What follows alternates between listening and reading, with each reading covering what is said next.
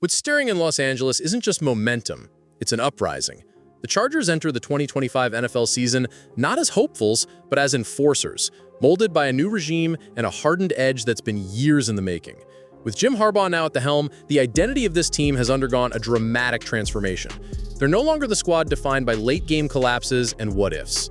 This is a team built for war, forged in frustration, and ready to unleash its full fury, starting with Week 1 in Brazil against the Kansas City Chiefs. For too long, the Chargers have hovered in that dangerous middle ground, just good enough to compete, but never threatening enough to conquer. But 2025 feels different. It feels intentional. Harbaugh didn't just tweak the culture, he detonated it. From the offensive line to the secondary, his fingerprints are everywhere. The message is clear. Toughness is no longer optional, it's the standard. You can feel it in how they drafted. First-round pick Omarion Hampton wasn't chosen for flash. He was picked because he runs angry. The Chargers wanted a finisher, and Hampton gives them that, someone who lowers his shoulder in December and dares defenders to take him down in the fourth quarter. Pairing him with Najee Harris, a back with punishing downhill ability, turns the Chargers' backfield into a blunt force weapon. It's not just about production, it's about intent. This backfield is designed to end games, not just survive them. But what really reveals the team's evolution is what's happening at wide receiver. Gone are the days of relying on fragile star power. Now it's depth, precision, and clarity of role. Ladd McConkey is already shattering expectations. Trey Harris beats man coverage with clean separation, while Oronde Gadsden brings physical dominance to the middle of the field. None are household names, yet, but every one of them has been handpicked to stretch the field and attack every quadrant of a defense. What's changed isn't just personnel, it's purpose. This offense doesn't lean on one man to carry the load anymore. It's built like a machine, each part critical, each movement deliberate. When the Chargers line up, they're not just hoping to score, they're designed to dismantle. And while the new offensive structure might be grabbing headlines, the most important piece in this entire puzzle remains under center. Justin Herbert has always had the tools, but for the first time in his career, he has the infrastructure. This version of Herbert isn't the lone hero carrying a flawed team. This is a fully equipped general, ready to orchestrate destruction. Last season, Herbert led the NFL in 20-plus yard touchdown passes and posted the highest average depth of target of his career. But what stood out most wasn't just the stats, it was the shift in trust. The coaching staff finally stopped trying to contain him. They let him unleash. The checkdowns were replaced with shot plays. The hesitation vanished. And as a result, Herbert became a vertical nightmare for defenses, living above the coverage and daring safeties to keep up. Now with a full offseason under Harbaugh's system, that version of Herbert is only getting sharper.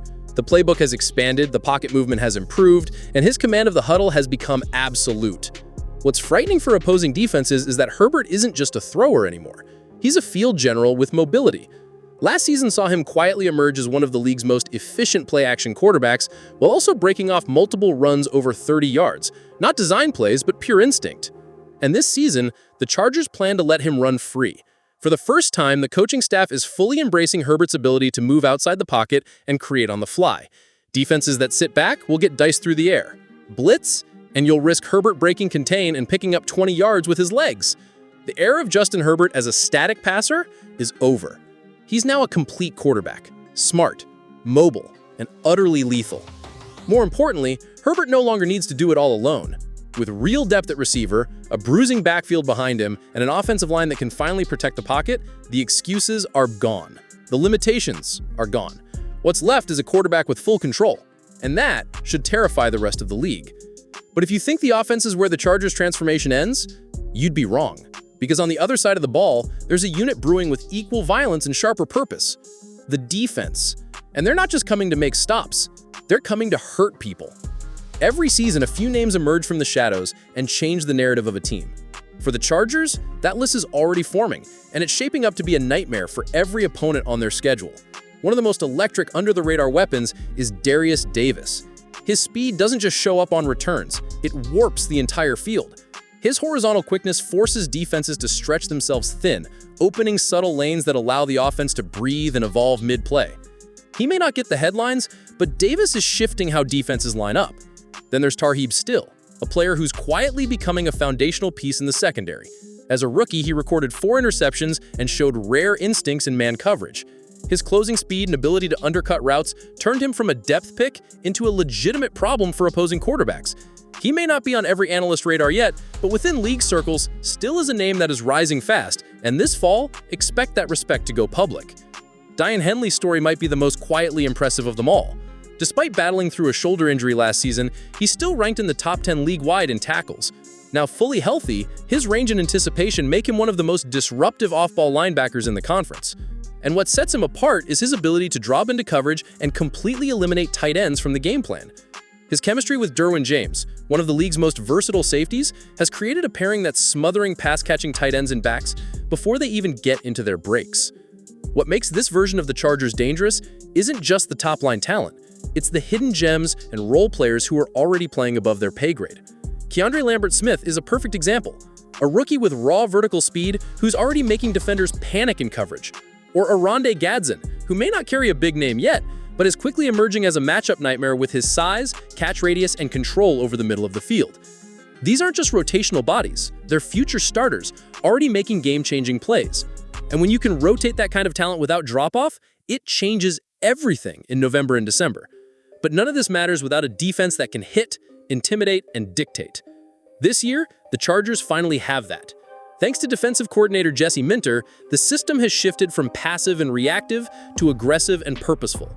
Minter's scheme emphasizes speed, clarity, and defined roles, and it's allowing this group to play fast and fearless. Derwin James, long one of the most dynamic defenders in the league, has been fully unleashed near the line of scrimmage. Last year, he led all defensive backs in sacks, a testament to how well the Chargers are now using him. Dion Henley, meanwhile, is not only thriving in space, but has emerged as a complete linebacker capable of dominating both phases of the game. Tuli Tuipulotu is another standout. After outproducing Khalil Mack in several key pass-rushing metrics, he's now stepping into a leadership role as the defense's rising anchor. In the secondary, the development of Jahsir Taylor and Tarheeb Still are giving the Chargers the cornerback depth they've lacked in recent years. These aren't just competent defenders, they're confident, attacking corners who aren't afraid to gamble and win. For the first time in years, the Chargers' defense isn't playing on its heels, it's punching first. And they'll need to. Their first true test comes right out of the gate against their AFC West nemesis, the Kansas City Chiefs. The Chargers have come heartbreakingly close to beating Kansas City on several occasions, often led by late-game heroism from Justin Herbert, only to watch Pat Mahomes steal victory at the last second. 6 of Herbert's 7 losses to the Chiefs have been by 1 score, including 2 in overtime. But 2025 feels like a different kind of season. The Week 1 opener in Brazil isn't just a high-profile game, it's a chance to flip the script. This time, Herbert enters the battle with something he's never truly had, a complete, deep, and battle-ready roster. The defense is smarter, more physical. The offense is deeper, more dynamic. The coaching is unified, and for once, development is leading the charge. The Chargers aren't chasing the Chiefs anymore. They're preparing to surpass them. And a big part of that preparation is happening in the trenches. Jim Harbaugh brought in Michigan's elite strength coach to rewire the foundation of the team. It's paying off. Joe Alt has locked down the left side of the line with maturity beyond his years, while Mekhi Becton is emerging as a bruising run game hammer on the right. Inside, the combination of Zion Johnson and Bradley Bozeman gives the line flexibility and intelligence. For the first time in a while, the offensive line isn't a liability, it's a strength. And when your front 5 holds firm, everything else, Herbert's command, the run game's bite, the deep shots, comes into focus. The Chargers aren't aiming for a playoff berth. They're being built to last into January and shake up everything along the way. The only question now is whether they can deliver.